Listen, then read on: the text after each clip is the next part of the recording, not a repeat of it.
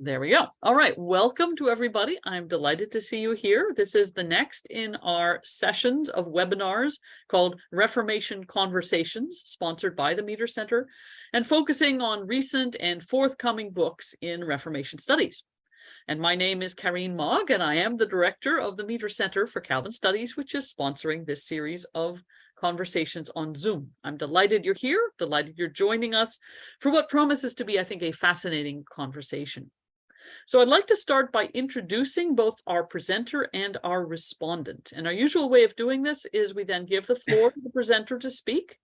And after they speak, then the respondent obviously speaks as well. And then we'll open it up for general questions and discussion. There are not so many of us here, so you'll be able to either unmute yourself and ask your question, or if you prefer, you can ask your question in the chat box as well, and I will relay that question as we go. So our presenter today is Dr. Gregory Soderberg. He is an instructor at Logos Online School. He is a tutor for the BibleMesh Institute and a mentor professor at Redemption Seminary. His dissertation, he did it at the Vrije Universiteit in Amsterdam, and it is forthcoming in Vandenhoek and Ruprecht's Reformed Historical Theology series. And the title of the work is, As Often as You Eat This Bread, Communion, Frequency, Polemics and Practices in English, Scottish, and Early American Reformed Churches. And I'm not sure if that's going to be the title of the book or just the title of the thesis. It's a long title, so we'll hear more about that, I'm sure. He also contributed chapters to More Than Luther, The Reformation and the Rise of Pluralism in Europe, also published by VNR, and Reforming the Catholic Tradition, the Whole Word for the Whole Church, and that was published by Davenant Institute. Our respondent today is Dr. Graeme Murdock, and Dr. Graeme Murdock is Associate Professor in Reformation History at Trinity College Dublin, and he's a longtime colleague and friend of the Meter Center. And Graeme, it is a delight to have you with us for this. He is well known for his research on the Hungarian Reformed Reformation. In fact, he's one of the few Western scholars I know who has learned Magyar, which is amazing. And he's also known for his research on the socio-cultural impact of the Reformation, particularly when it comes to moral discipline in early modern French Reformed community. So we have a nice sort of cross-disciplinary and cross-geographical conversation going here. Graeme's publications include Beyond Calvin, the Intellectual, Political, and Cultural World of Europe's Reformed Churches, published by Palgrave Macmillan in 2004. And his book on Hungary is very worth reading. It's called Calvinism on the Frontier, International Calvinism and the Reformed Church of Hungary and Transylvania from 1600 to 1660, published by Clarendon in 2000. And most recently, he is co-editor with Crawford Gribben of Cultures of Calvinism in Early Modern Europe, published by Oxford University Press in 2019. So with that, I'm going to turn things over to Greg, and I believe he has a PowerPoint to share. So we will go ahead, and Greg, it is all yours. Thank you so much. I appreciate this opportunity to go back and revisit this project. I'm sure most of you can relate to, you start off with a project and you think, oh yeah, I'll get this done in 4 years, and then it keeps going and going and going. And so I had initially wanted to kind of argue for, present a case for having communion frequently. And so I wanted to look at the Bible and history and theology. And my advisors wisely said, this is way too big of a topic. Why don't you narrow it just to history? And then I had to, unfortunately, take out the Dutch tradition, which is ironic because I did this through the Free University. But yes, I'm looking forward to hearing, especially Dr. Murdock's response, because I know there is much more that can be said on this topic. And I think there are lots of very fruitful lines of research that need to be pursued. So I'll suggest those at the end. Just have to have a little hat tip to my alma mater. So why this study? The goal is to analyze the backgrounds of the debate over weekly and frequent communion in the Anglo-Saxon parts of the Reformed tradition from the perspective of historical theology. And why was this important? Well, from my perspective, I think this is the first systematic examination of the debate, particularly in the Anglo-American tradition. For Reformed theology, it re-examines many of the standard assumptions about the purpose of communion by revisiting the sources. And for churches, I do hope that it can be a resource for conducting the ongoing debate on weekly communion or frequent communion, or just communion frequency in a historically sound and informed way. A lot of the arguments tend to be very shallow, and so I wanted to go back to the sources and look at why churches and theologians did what they did, and kind of give more context to that. But also for ecumenical theology, I think there's a lot of fascinating similarities between the Lutheran, the Roman Catholic, and even the Orthodox, and how they have struggled or processed the issue of how often to have communion and who comes to communion. And so lots of overlap. So there are also some sub-questions that I looked at. How were patterns of communion frequency shaped and impacted by historical, political, and ecclesial considerations? So it's not just a case of reading the Bible. There's all these other things going on. And number two, since the desire for church discipline and proper participation have also been key concerns for Reformed communities, how do these priorities impact communion frequency? And then thirdly, communion frequency assumed central importance in the series of pamphlets and essays by Scottish Reformed authors in the 1700s and 1800s. So I examined their key exegetical and polemical strategies. And so I hope that we today can learn from these debates in the past, and again, help us to make wise choices in our own context. So here's the overall summary of the book. To summarize and contextualize patterns of communion frequency in English, Scottish, and American Puritan Reformed communities. Political and then ecclesial factors were important. So I start with the Swiss Reformed and then move through the English and Scottish Reformation, and then early American Reformed settlements. So my basic conclusion is that although the desire for more frequent communion was shared by many authors and pastors and theologians, it was tempered and kind of in conflict in some ways with their pastoral and political realities, their structures of church discipline, and by the stress that was placed on properly preparing before communion. Again, this is similar to other Christian traditions, and so this is not just a value for Reformed scholarship. Really briefly sketching the late medieval background, it required proper preparation, and including confession to a priest, as well as any penance that was prescribed, as well as fasting before communion. And so the Reformation occurred in a context that was used to preparing for communion. In fact, by the Fourth Lateran Council, people were so reluctant to come to communion that they had to mandate annual participation, preferably at Easter. But one interesting thing I found was that people believed that they were actually communing, even though they were not receiving the elements orally. There was this idea that you could receive it visually, and so they had an explanation for this going back to Plato and Augustine about how when you look at something, there are rays that go out of your mind and go back and forth. And so they actually believed that they were receiving spiritual nourishment, spiritual power through seeing the Eucharist as it was elevated. So it's important to keep that in mind as we move into the 16th century Reformation.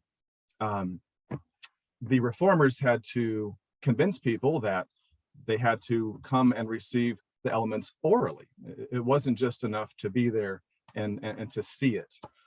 So they had a large task before them to convince people that they should come to communion, again, oral communion, more frequently than they had in the past. So Frank Senn makes a good point that it was the Reformers' beliefs about who should participate that really gave the Eucharist, the issue of frequency, greater urgency. So since they believe that everyone in the church should come and receive the elements, well then, how do we get people ready to do that? How do we make sure they understand what they are doing? So overall, some reformers argued for weekly communion, but other patterns tended to override their desires. As Cameron says, in practice, general custom would lag far behind the theological aspirations of the reformers, and enforcing frequent communion would prove extremely difficult. So since this series is focused on the Reformation, I'll focus on this section of my book. All this is actually more of the backdrop to my overall project, but it's important to understand. So Oecolampadius in Basel, the evidence I found seems to assume that there was an ideal of having communion weekly. But he's important because he was one of the first to argue for fencing the table. And although his ideals were not put into place in his lifetime, he argued that it was very important to guard the table from those who are not repentant, not qualified to come. Moving on to Martin Bucer. He also seems to have an ideal of weekly. Again, it's hard to piece together what they said in various contexts. In practice, they had weekly communion in the cathedral in Strasbourg, and then they had rotating communions throughout the various parishes every fourth Sunday. As far as church discipline, Bucer greatly valued the Eucharist, but he tended to stress pure and proper communion. In fact, this was one of his motivations in proposing at the end of his life small groups of people who were committed to being, real, authentic Christians. And one reason for that was to prepare them for communion. Moving on to Zwingli, he tends to be blamed for a lot of things because of past polemics. But in his context, as Peter Opitz has shown, his communion rite was biblically radical, although they never actually implemented his proposed communion rite. He had men and women both participating in it. So in his context, he was actually doing some really interesting things. And so we need to separate Zwingli from later Zwinglianism. In Zurich, communion was held 4 times a year. And then interestingly, Amy Nelson Burnett argues that at one point Zwingli was actually in favor of having more frequent, perhaps even weekly communion, but then the Anabaptists started doing that.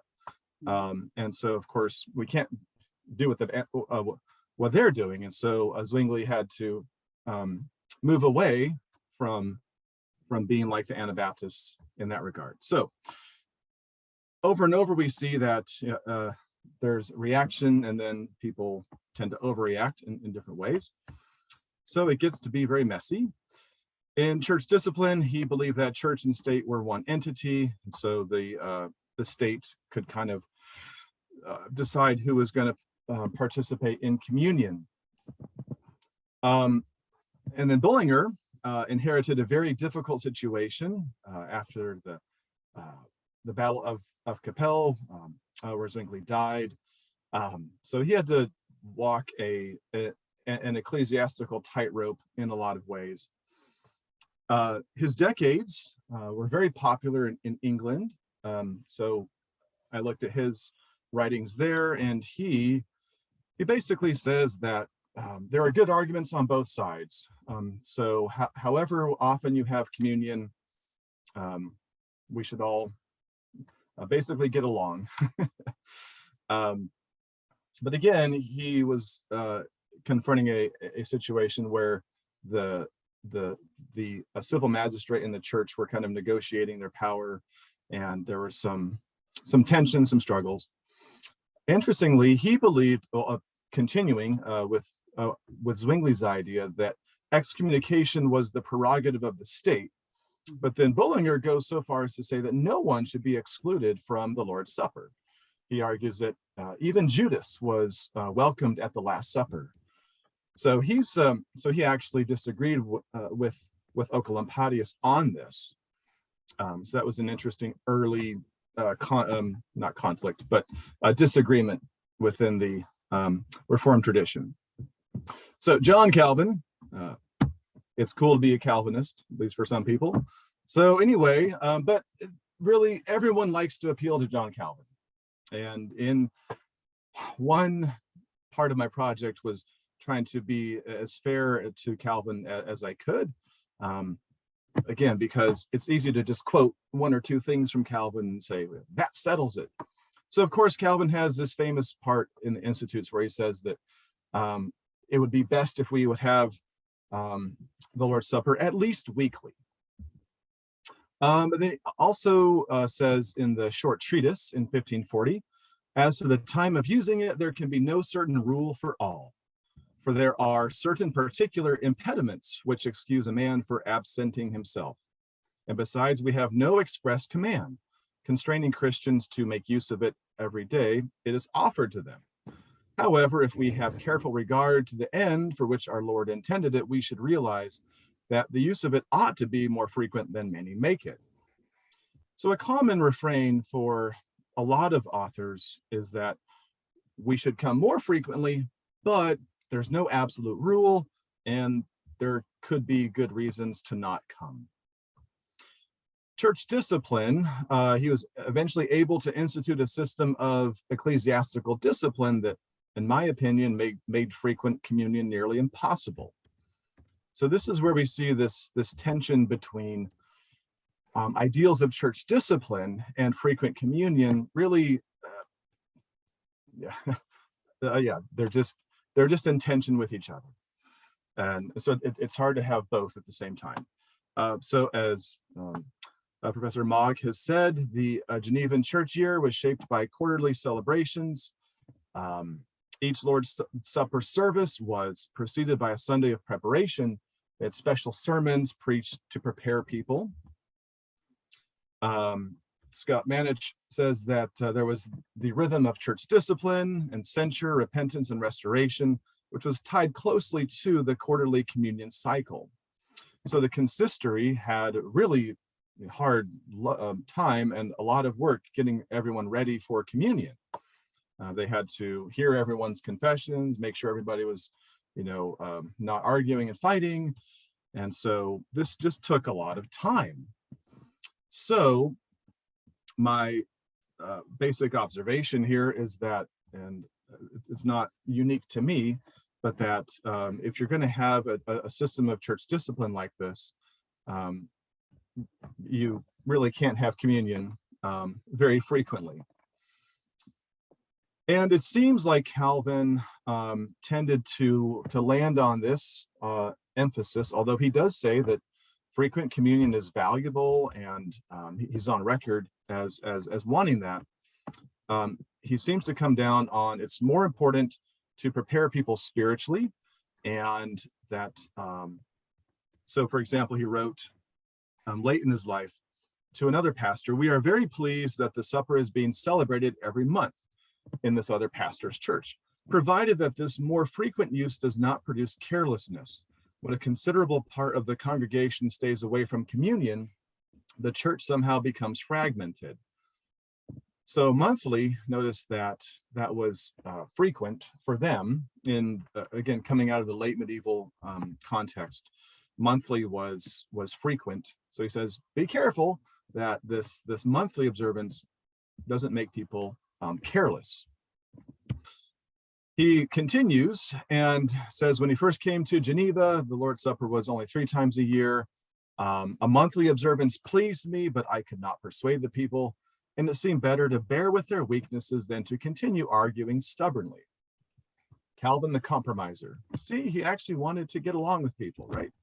I took care to have it recorded in the public records that our way was wrong, and so that future generations might correct it.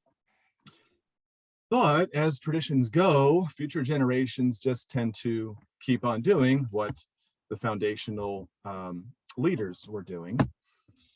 And so Elsie McKee points out that Calvin was apparently cautioning this correspondent not to sacrifice unity for the sake of frequency. He chose his battles and determined to take his stand on preparation and unity. So these dynamics and this, I would say this emphasis on preparation and purity were carried on into the English and the Scottish and then the early American Reformations. So, and then in chapter 3, I move into early England and Scotland, and I'll spend most of my time here just because I can't cover everything. So both English and Scottish reformers were also trying to institute systems of church discipline. Many had, of course, been in exile on the continent and were trying to reproduce what they had experienced there. In England, this was harder to do because of the how tightly connected the church was to the monarch and church authorities. The Puritans eventually made this a big part of their agenda, being pure, preparing for communion. And actually, the Lord's Supper was central to Puritan spirituality, but they tended to stress spiritual preparation. And then when various Puritans came to the New World, they brought these emphases with them. So the Scottish Reformation is an essential background to the development of American Reformed churches. Although they had various, they had distinct theological goals and ideals, various historical realities created a situation in Scotland where they had very infrequent communion. Eventually it would be like once a year. So what led to that? What led to the Scottish tradition of infrequent communion? Well, from the very beginning, the Scots Confession in 1560 does set forth more a desire for more frequency than during the medieval period. But they also stress correct teaching and proper participation in church discipline, which makes it hard to have frequent communion. Then in the first book of discipline, they recommend 4 times a year to have communion. And but they also want to avoid having it like during the traditional late medieval holidays, to avoid any superstition. So that made it also more difficult. They were trying to kind of recreate their own liturgical calendar.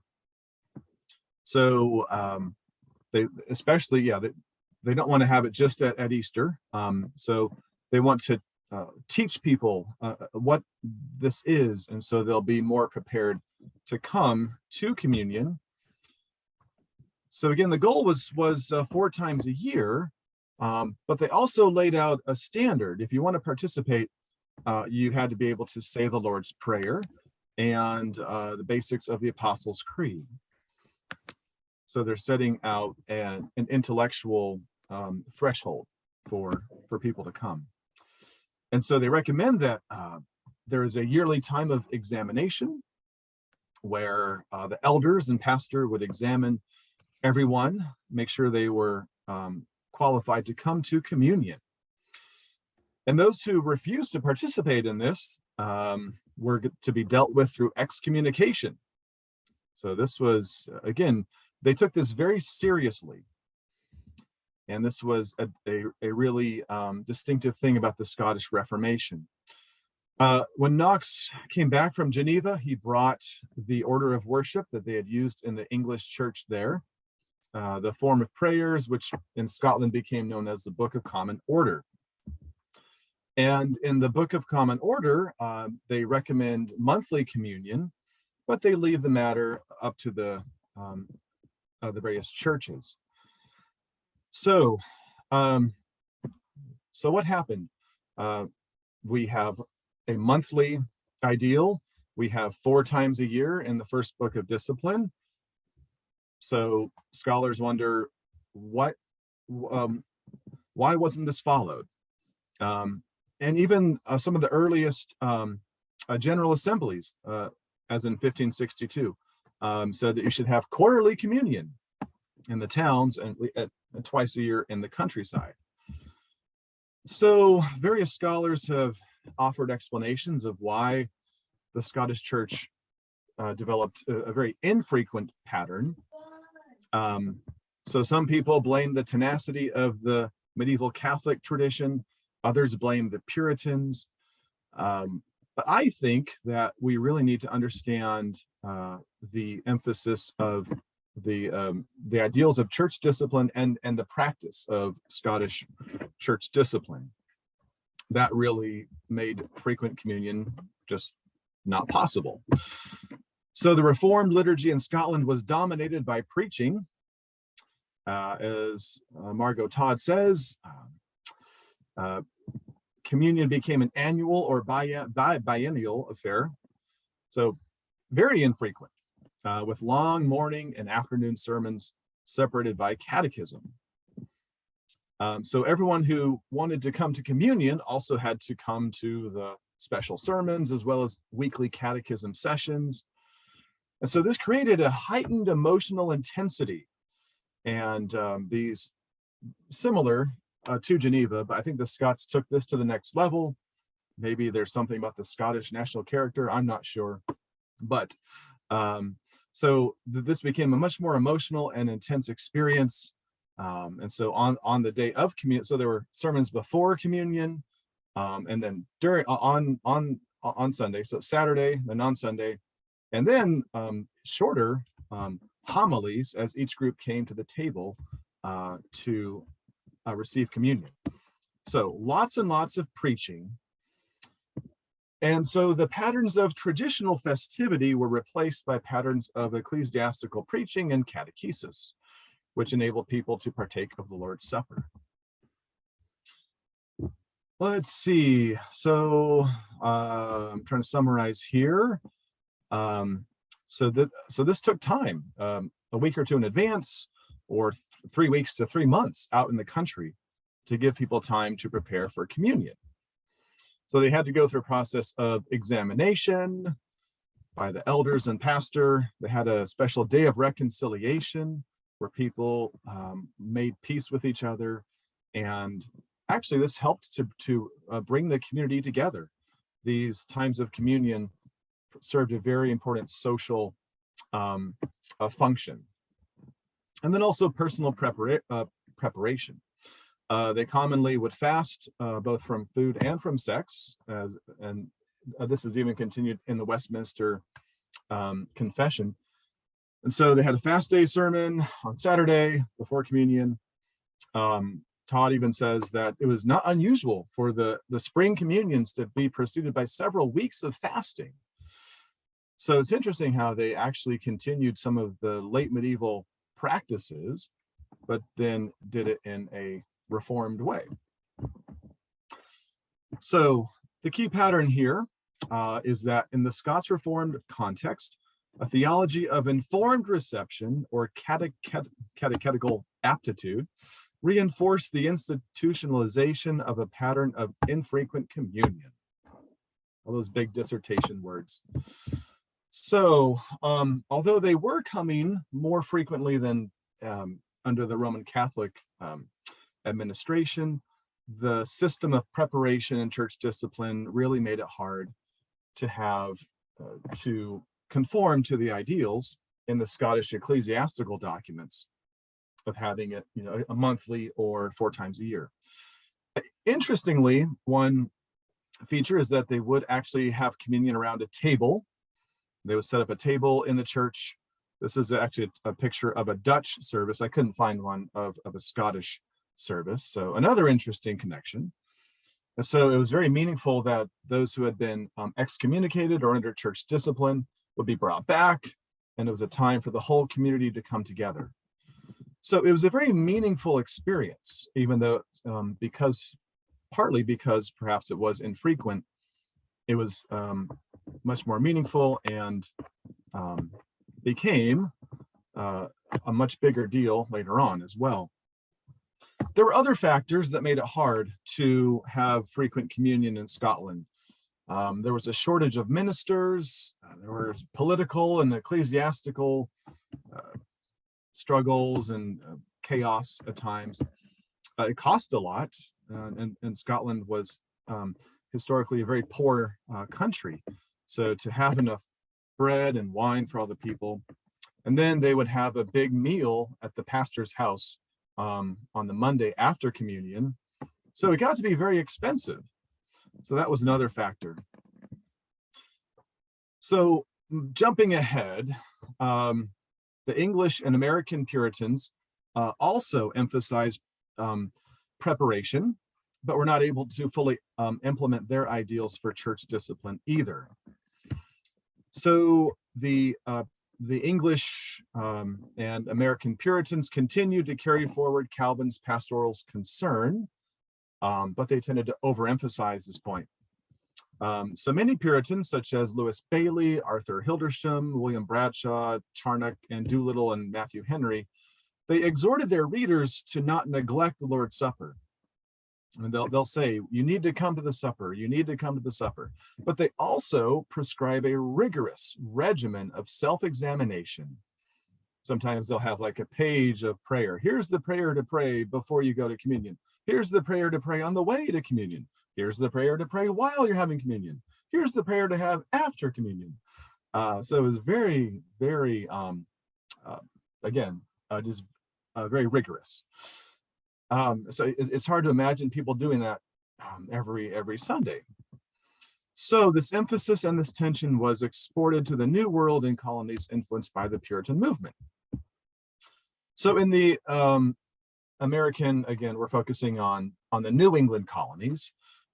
Churches and communities endeavor to carry out these ideals for reform. They stress the need to identify the effects of God's grace in your life. And so you're expected to give a narrative of God's work in your life. And so that was part of what qualified you to have communion.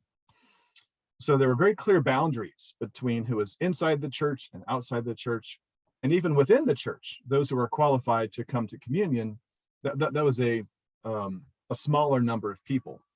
And so typically in New England Puritan churches, a smaller number of people would actually come to communion. So Solomon Stoddard eventually challenged this conception and started to open up access to the Lord's Supper. And but he was opposed by people like Edward Taylor, and then Taylor and Samuel Willard. They have a really rich Eucharistic theology, but then lots of exhortations about the necessity of coming fully prepared. Jonathan Edwards then was the grandson of Solomon Stoddard and inherited his grandfather's church and his theological legacy, but he ended up disagreeing with Stoddard on this. And so Edwards talks about how it's important to come to communion, but he also stresses more self-examination and also preparation. And Edwards is an interesting connecting point for the transatlantic revivals that were going on and the early evangelical movement. He was friends with John Erskine, so they corresponded. John Erskine bought a bunch of books for Jonathan Edwards, and Jonathan Edwards wrote a letter to John Erskine saying, "It's great that you're advocating more frequent communion. This could be a sign of the revival that we can expect in the last days." So interestingly, Edwards saw more frequent communion as maybe a sign of the last days. So moving into kind of the part of this book where I looked at sources, and I think this does the most original research for a lot of the other things that I was building on other research. But in the last chapter, I looked at various authors in Scotland and then also in the US, although they had Scottish ancestry or had been born in Scotland or went to school in Scotland. So they were definitely Scottish American. So there was a debate about how often to have communion in Scottish Reformed and American Presbyterian churches. And so I examined these pamphlets, these essays, and so I looked at their views of church history, how they interpret the Bible, which verses do they quote, how do they argue for their ideals of communion frequency. And so, although this happened in the past, I think there are lots of points of application and things that we can learn from them. So some of the main, John Erskine was probably the most famous in this group of writers. He was a leader of the evangelical movement in Scotland and one of the main voices calling for more frequent communion, along with John Willison and Thomas Randall. They challenged what had become the standard Scottish practice of infrequent but large and festive communion gatherings. So if I think the standard study here is Schmidt's book Holy Fairs. He talks about the Scottish-Irish practices of large gatherings, very emotional preaching, and really became the beginnings of the American revival practices in the Second Great Awakening. Anyway, all that goes back to the Scots-Irish. But the emphasis on preparation was not lost. John Willison especially emphasized the duty of preparing for the Lord's Supper, even as he argues for more frequent communion. So the later 1700s and early 1800s, of course, had many connections between Scotland and the US. John Mitchell Mason was a pastor in New York, but had Scottish ancestry, went to school at Edinburgh. And then John Anderson, another Scottish American pastor. So while Mason argued stridently for weekly communion, he was opposed quite strongly at times by John Thompson, John Anderson, and Alexander Duncan. So I coined the term careful frequency to describe the view of authors like Thompson, Anderson, and Duncan. They're not categorically opposed to frequent communion. Sometimes they admit that people should come more often than they do, but they believe that the dangers of unworthy participation should temper any demands for greater frequency. They also don't want to lose the solemnity of the communion experience, especially the Scottish tradition, which was again a very emotional and serious experience. So here's the outline of this part of the chapter, showing the authors I looked at and classifying them on their views. So John Willison really is the first one I found. He preached with George Whitefield at the Cambuslang revival. I think it's the largest revival we have on record. So he argues for preparation and frequency. John Erskine argues for frequency. Thomas Randall was friends with Erskine. They also argues for frequency. But Mason, frequency. Thompson, infrequent. He says, let's just keep to the traditional ways of our Scottish heritage. Don't change anything. John Anderson was more on the spectrum of careful frequency, and Duncan careful frequency, and then John Brown of Haddington frequency. And then I end with James W. Alexander, American, and he advocates frequency, but he's also nostalgic about the good old days of Scotland, and he recognizes that maybe we've lost something when we've left behind these old ways, these old traditions. So I look at these various debates, and you'll have to buy the book or ask your library to buy it if you want to read that section. So while both sides scored points here in the debate, no one has a perfect case. They all make good points, I think. But the tradition of Scottish communion seasons gradually died out. But this is really important because the Scots-Irish communion traditions helped to lead to the development of revivalism, especially in the Second Great Awakening in the US.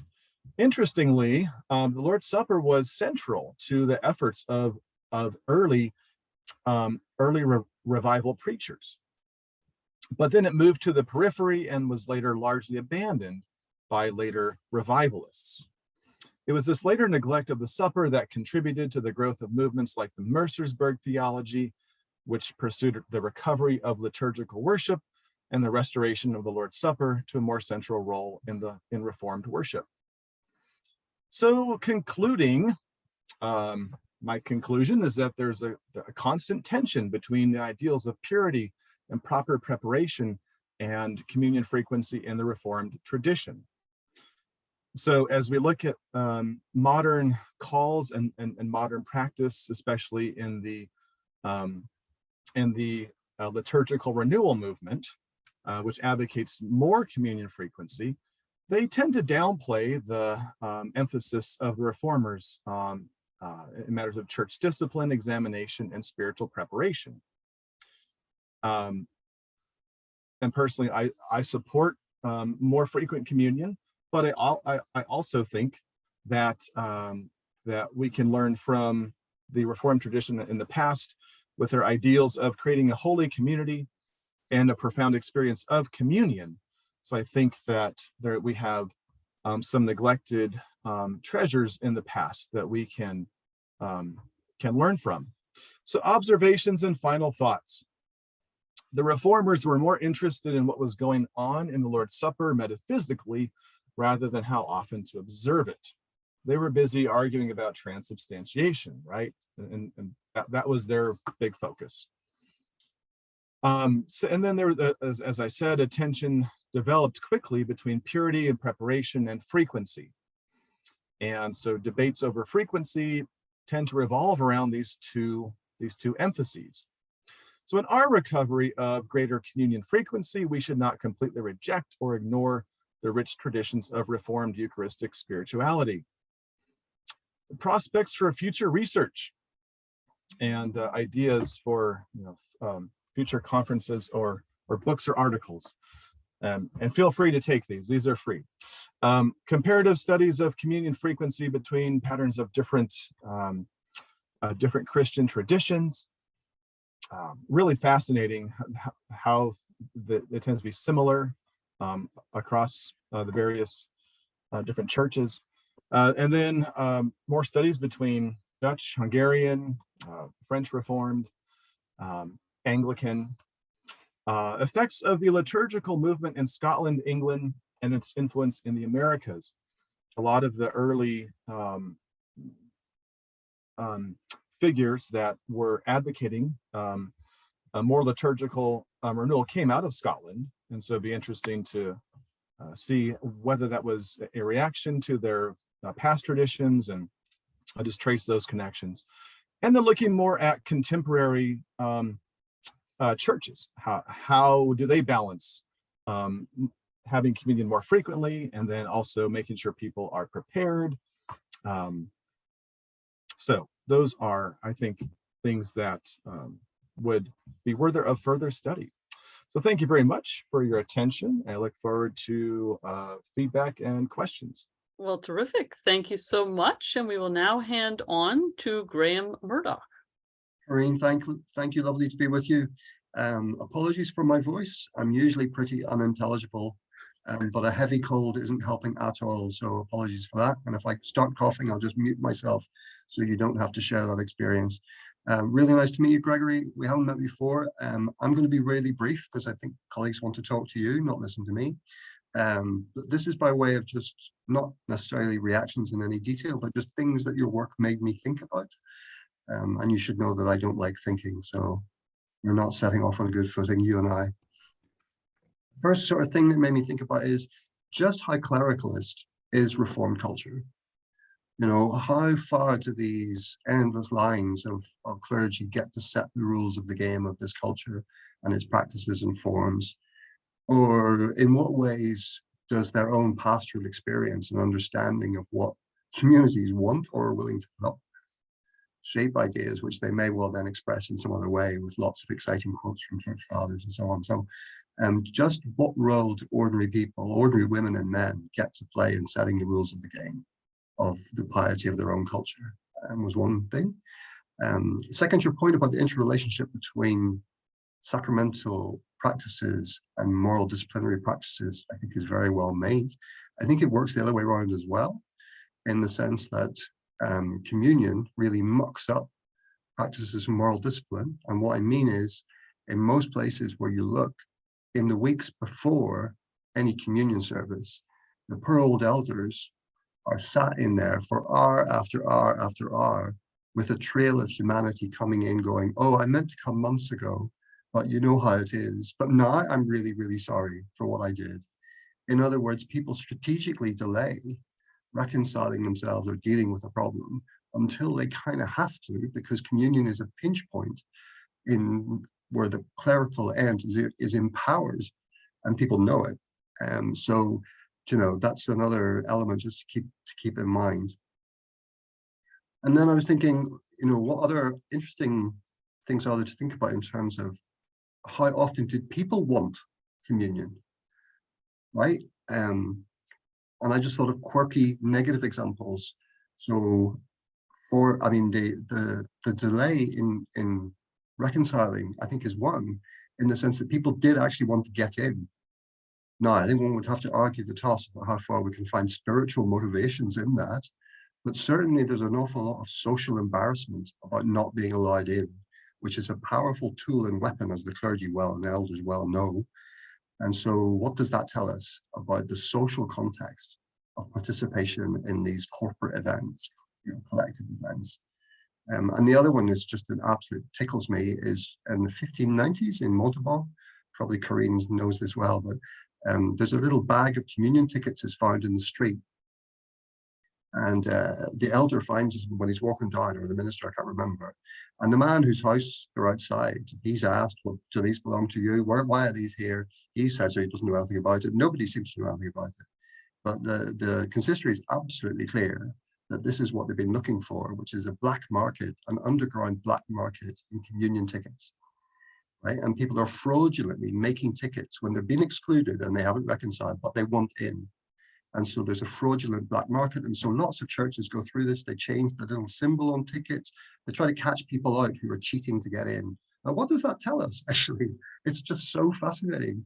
Why would someone who the church is told it would be kind of not right, dangerous for you, for the rest of us, for you to come along, but they want in anyway? They're not willing to say sorry for whatever it is they've done. Again, what is the balance there between spiritual and social? Just trying to think through what is it that people want out of this in terms of their individual relationship with God and the church and their relationship with neighbor. Second point is, you know, that this is a strong driver of division, I think, between different church practices. You put up there the Christmas point. So, for example, in the Bernese occupied lands of Francophone Switzerland, neighboring the Genevan Republic, there's overlap between the two churches. In the Bernese church, you have communion at Christmas. In the Genevan church, you absolutely do not. They deliberately always avoid Christmas Day. But some ministers have churches on both sides of the border for reasons too complicated to go into. but it causes endless grief. It's a sort of spiritual one-upmanship. So the Genevan pastors will say when they're in the Bernese lands, oh, we don't, one guy, lovely phrase, he says, we celebrate the communion of Christ, not like you people who celebrate the communion of Christmas. So this kind of weird, divisive, spiritual one-upmanship, how we do things is better than how you do things within the Reformed world, let alone anybody else, I think is instructive. So, and that brought me into another point is like, you know, you've got this sort of trans-regional Atlantic world perspective, which is fantastic. And I guess it's both entangled and divided in really complex ways. And I think, you know, for people studying Anglophone Reformed religion, thinking about the Atlantic world strikes me as something that lots of people should be doing. I know Crawford Gribben is, and others are, but it just seems really productive to me. Complicated, but really productive kind of setting to think about Reformed cultures and traditions. Another thing it made me think about is how much more we should be writing about, and Corinne has, but maybe others should, about the sort of the emotional character of Reformed piety, about it, both at an individual level and at a congregational level. And I don't just mean Puritans, right? So the emotional character of Reformed piety. And then you rightly, of course, focus on Puritans and others. Let's just call them Puritans for the sake of this afternoon. But they remain an introspective subculture. They remain weird, I think. And certainly, even within the Anglophone world, they're weird, but within the broader context, they're very weird. And so it's to think about, you know, how distinctive they are, and also, you know, what the result of that is in terms of the cohesiveness of congregations and churches, like how far this introspective, obsessive science of the self, you know, in preparation for communion, is actually disruptive of confessional orthodoxy within a church. Last point, I promise to be quick, Karen. Last point is you know, the as it were, the emotional register, but thought of in the setting of the congregation, which is surely absolutely crucial to your whole argument and to your work. And I suppose there's the local setting of that in the congregation, but then there's also this trans-regional setting for that in this entangled, Reformed, Anglophone Atlantic world. And I couldn't help but focus on the Ulster Scots. You call them Scots-Irish, I guess that's what you do in America. As an Ulster Scot, we say Ulster Scots. We privilege where we came to rather than where we came from in our self-descriptor. So for Ulster Scots, you know, they're a lovely example, aren't they? Because they're Scottish, Irish, Virginia, whatever, and all the social connectedness between those that we now know so much more about means that they're an ideal little subgroup to think about in terms of both the extent and the limits of this entanglement of Reformed cultures. So some of the stuff that Gregory has about these sort of biannual, effectively they're late medieval fairs with communions in them, lots of marriage contracts, lots of farmers. I immediately could picture it, to be honest with you. That's really, you know, interesting stuff to kind of see, where people, as it were, are readapting Reformed piety to their own social and cultural purposes in interesting ways. But also in terms of how it goes backwards and forwards, because of course what you're talking about as outcomes, you know, the revival movements and so on in North America, like they wash back across the Atlantic. So they wash back over into the revivalist movements in Ulster in the 19th century. But then there's some things that don't get re-imported back from North America. So Reformed culture goes one way and it comes back, but it changes and adapts all the time. And here I'm relying on Andrew Holmes' work on 19th century Irish Presbyterianism. And his argument is that, you know, in Ulster, there's a clear rejection of what is, he terms, American fundamentalism. That the tradition in Ulster remains conservative, but never closed to relating to modern criticism and to relating to science and so on. And so actually when sort of Americans who are sort of, you know, Ulster Scots come back over the sea, yep, happy to talk to you about all sorts of things, but we don't want any of that anti-Darwinian nonsense. That doesn't go down well over here. So it's just, I thought again, just as a social group, they're instructive, but also it sort of made me think about both the limits as well as the connectedness of this Anglophone world that you've described. Karen, that's me.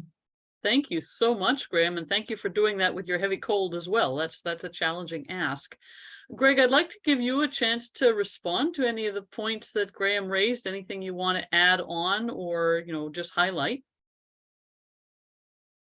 Yes. Thank you very much. Yes, especially thank you for correcting me. So I'm a Watson on my mother's side, and so we were Ulster Scots. So now I need to make sure I say that correctly. Yes. Yeah. Again, I think this just shows that there are lots of further things that need to be further developed, lots of promising areas for research, and especially continuing to look at the experience of the common people, as again, we don't know that much about it, but yeah, there's example in Scotland where, yes, they were making fake tokens as well. So there's this strong desire to get in. Right. And so it would be, so yeah, I definitely don't want to advocate setting up consistories or advocating that churches need to do those intense examinations or do self-examination to the extent that the Puritans did. As you said, they were just just a little bit extreme, and that was not sustainable. So I think we can learn from things from them. In my perspective, I think that people just come to communion much too glibly, at least in our American context. I'm not sure about across the water, but so I think we can learn some things about taking this seriously without going back to being overly introspective and wanting to give people, some stamp on their hand before they can come in to have communion. But yes, let's see. Yeah, those were my initial thoughts. So I'll stop there. Thank you. We have one question from Joe Mock, who had to leave, and so he's put his message in the chat. He says, one question I have is, did Greg consider any connection between frequency of communion and the covenant renewal ceremonies of the Old Testament, i.e. 3 times a year, all of Israel were required to come before the Lord, reflected in certain Psalms, i.e. if the emphasis on communion is as covenant renewal, then this would have a connection with frequency. So I know you weren't sort of doing the biblical studies side of things, but did this even come up anywhere in any of the primary sources you were looking at? Did they try to tie it to any biblical connection to the Old Testament? Yes, interestingly, they did.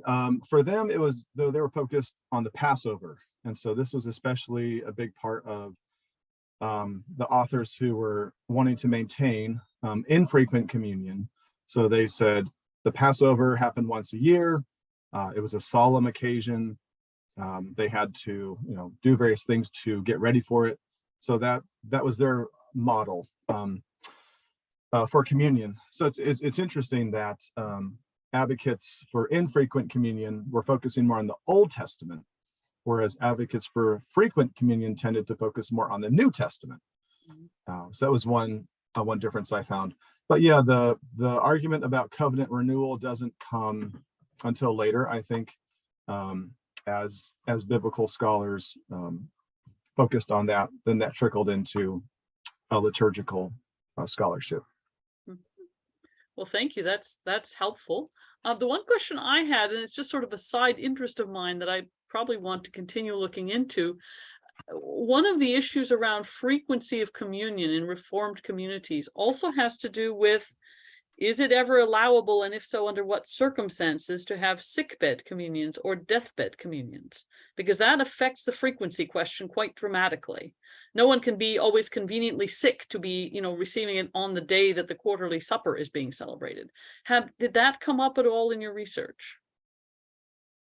So one of my advisors, Wim Janse, has written on that. So I did read some things based on his recommendation. But yeah, that didn't really come up in the sources that I was looking at. I can't remember if they made any provisions for that in Geneva, but I don't think the Scots were really talking about that much. Yeah, it's fascinating. I've actually found 2 letters by Calvin where he says, again, although the Genevans don't want to do this, I personally, says Calvin, think sickbed communion is a good idea, and that it's pastorally comforting for those who are approaching death or who are very severely ill, and that one should do it with the proviso that you essentially recreate a little church service at the person's bedside. But it's almost surprising because I think the folks who have been more in favor of infrequent communion also perhaps have a sense of the holiness of the occasion, which means that they're not fond, in fact, go against. The Dutch synods went strongly against any sense of communion ever being authorized anywhere else except at church during this specific time. So there's kind of a pastoral debate going on behind all this in terms of when and where may communion be celebrated, especially for those who cannot get there in person. And that's one that still is a live issue in some denominations yet today, which is, I think, an important thing for us to think about. All right, I want to open it up for other questions. So I'm going to change the view so I can see everybody at the same time. So if you'd like to put your picture up in case you want to be seen, and then you can either wave your hands. It looks like Jim has a question. Jim Pakala, go ahead, Jim. Thank you. I was very impressed. I'm glad that Graeme shared all that he did about the difference of across the Reformed world, geographically and so on. My feeling about this approach to communion, limited infrequency and all these hoops you go through, is that it turns a means of grace into a process of works, whereby you better measure up, and here's what you have to do, 1, 2, 3, 4, 5, to be worthy, and so on. Whereas a means of grace we need in our weakness and frequently. Just a thought on that. Thank you. Greg? Yes, that's definitely something that comes up, especially in the 1700s and the 1800s, in those debates. And so they discuss, is it a means of grace? And they go back and forth. But yeah, I think John Brown of Haddington had a great illustration that so it's like you need it, so our spiritual lives are like a garden, and so he says we need to water that garden often, and so this is a means of grace. And so yeah, that is a common argument that they're making. Thank you. Other questions, comments, reflections? Ken Stewart, we'll take you next. You'll need to unmute first. Two things, Greg. One, though you have alluded to the fact that infrequency in Scotland was related to a shortage of ministers, I'd like to suggest to you that this was a much larger problem than you have calculated. In 1560, you could have counted on the fingers of 2 hands the number of valid ministers in the whole of the Church of Scotland. And it was this dire shortage that led to the creation of the office of superintendent, who was a kind of a roving bishop.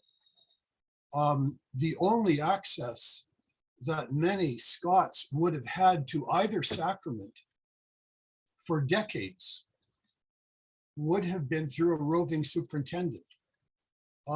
They got by appointing what we would call lay ministers, but these were exhorters and what was the other term?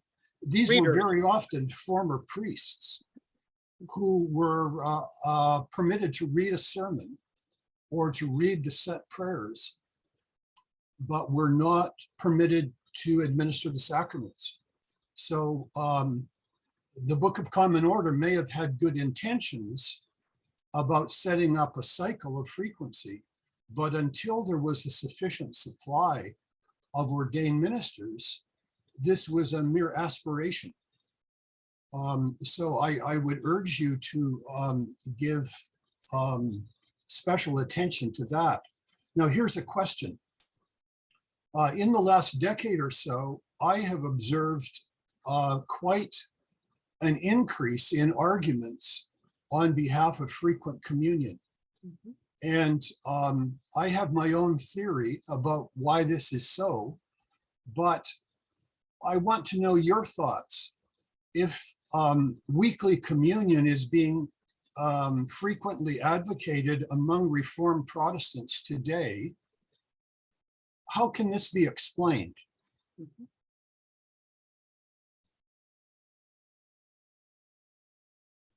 Thank you very much. Yes, and thank you for your work. It was very helpful in my own research.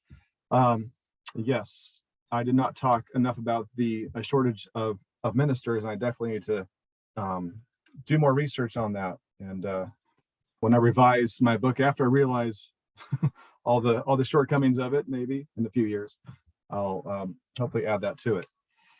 Yeah, that's a very interesting question.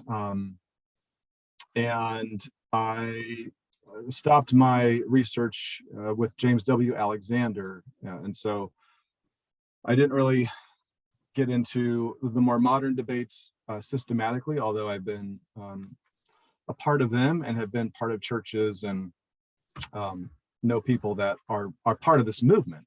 So I think generalizing, so again, I think some of the early influences go back to Scotland. So like, so with William Maxwell in his history of worship and his history of worship in Scotland, he clearly argues for a more frequent communion. And so it'd be interesting, and I didn't get this far, to really look at what was influencing those early Scottish Presbyterians. And I know there was a Scoto-Catholic movement, which I think you're writing about. But I think that possibly they're also influenced by the broader liturgical renewal movement in the Catholic Church. And so I think there was a desire for more Catholicity. And so this was along with having a set liturgy that they wanted to kind of recover the practice of the early church, or that they thought this was a means of grace. This was important. So yeah, that would be my my initial thoughts. A greater desire for Catholicity, but then also I think they were, and I think I've heard criticisms that the Reformed tradition is too focused on the word, and so we need to have word and sacrament.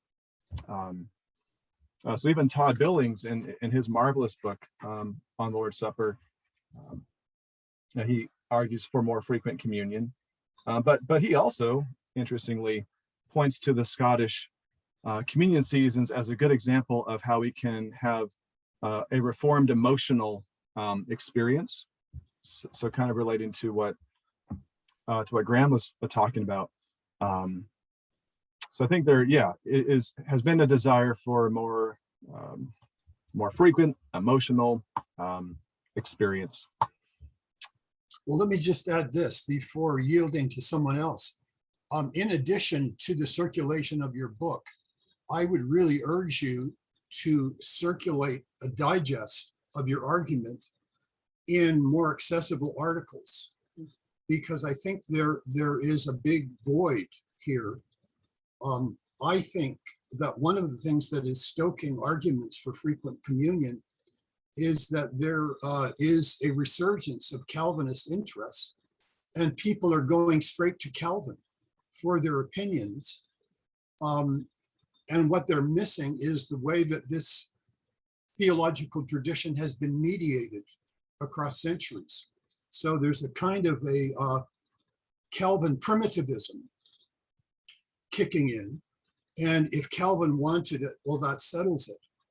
And this is very unhistorical. So once your book is finally in print, do what you can at a popular level to tell a more complex story, and it will fill a real need. Yes, thank you. I will certainly do my best. But yeah, that was actually my big, my realization as I went into this study. I did, yeah, just realize the background and the much bigger picture. So yeah, very important.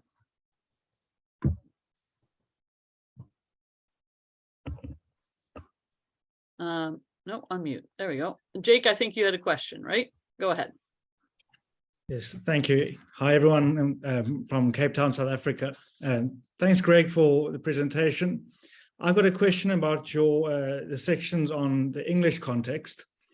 Of course, in the 17th century, we're dealing with a national church that has canon law from 1604 under James, and that 1604 canons required at least 3 communion celebrations per year, one of which had to be on Easter.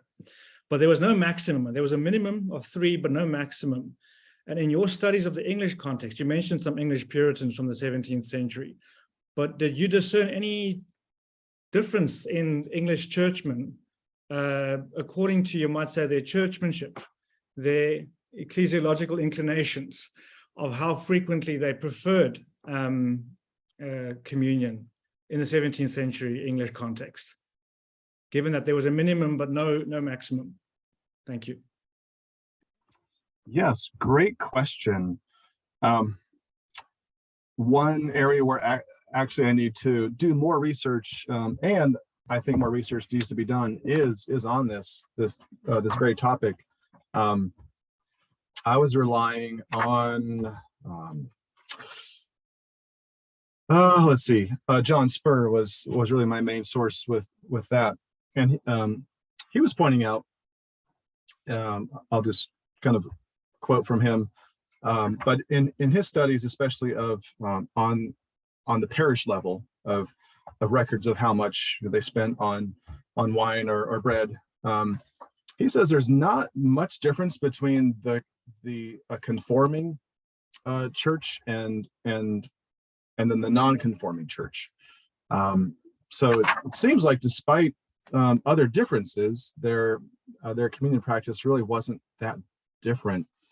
I think, though, when you get into the Caroline Divines or the Durham House movement, John Cosin, Laud, and all those other folks, they are explicitly trying to be more Catholic.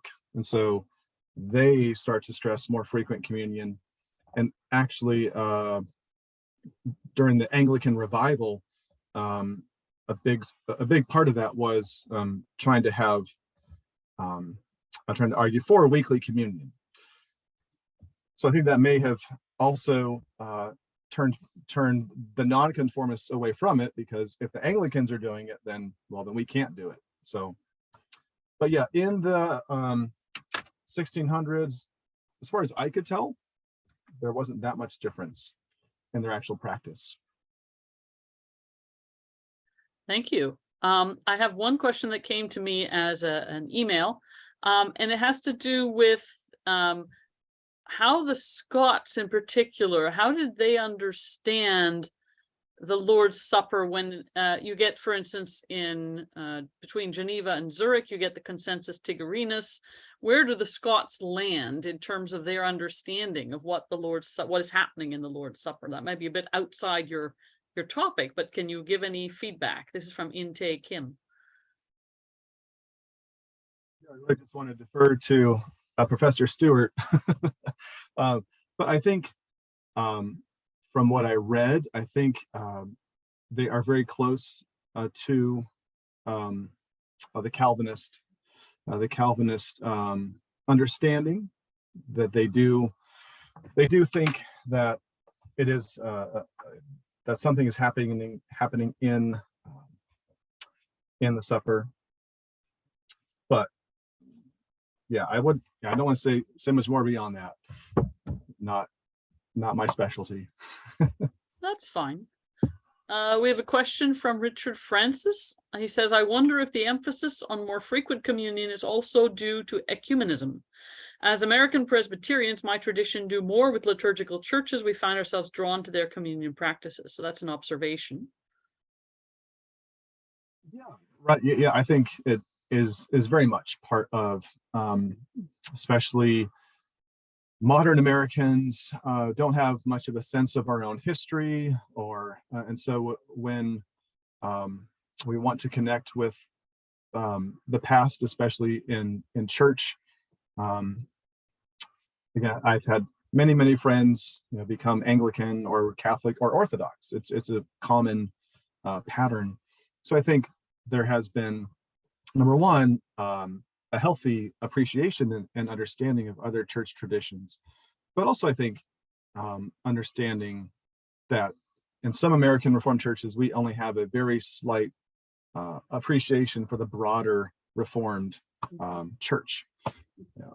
So, I mean, I definitely think one of the benefits of your study, Greg, is that it does make accessible to more people the longer history of these debates. And I do join Ken in thinking that, some articles on your part would be really helpful, just to make these questions connect better with a wider readership who may not read a whole book, but might be really interested in engaging with some of these questions in article form. Especially with the price tag, they don't make them cheap. I know, this is indeed wrong.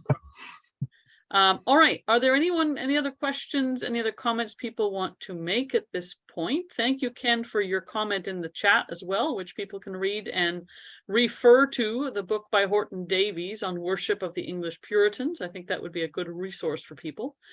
Greg, tell us a little bit, when is the book due out?